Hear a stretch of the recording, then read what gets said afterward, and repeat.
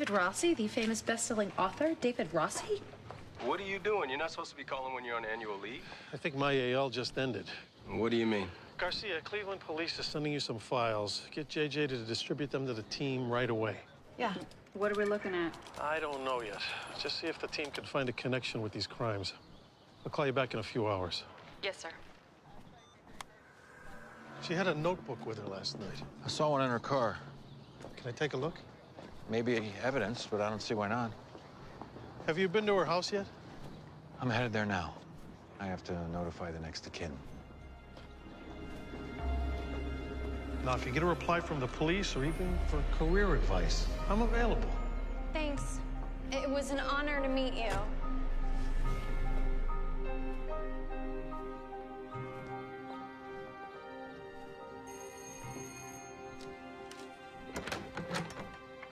Sheila Hawks?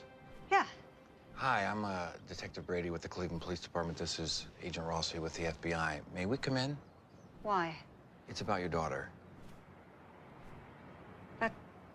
That's one of her journals. Has something happened? Yes. She was murdered. I am so sorry, Mrs. Hawks. No. Oh, no! No! Where did you find her?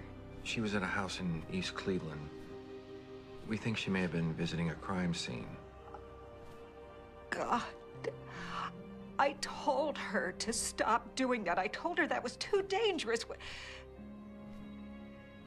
Where is she now? She's at the coroner's office, and I can take you to see her when you're ready. Now. Okay. Right now. I have to go right now. Mrs. Hawks, would you mind if I stayed behind to look in her room?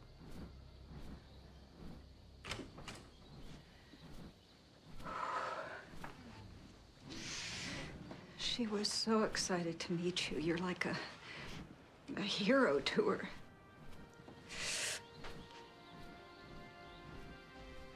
Mrs. Hawks, let me take you downtown now.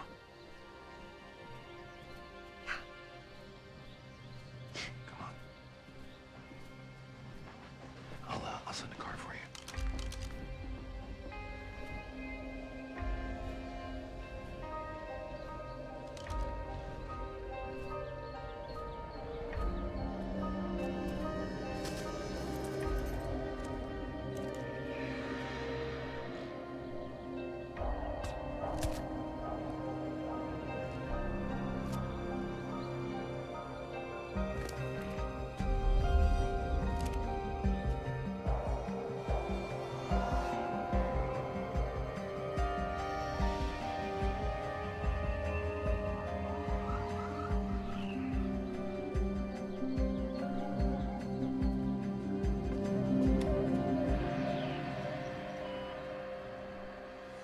The crimes are within a 7-mile radius. Well, that's something.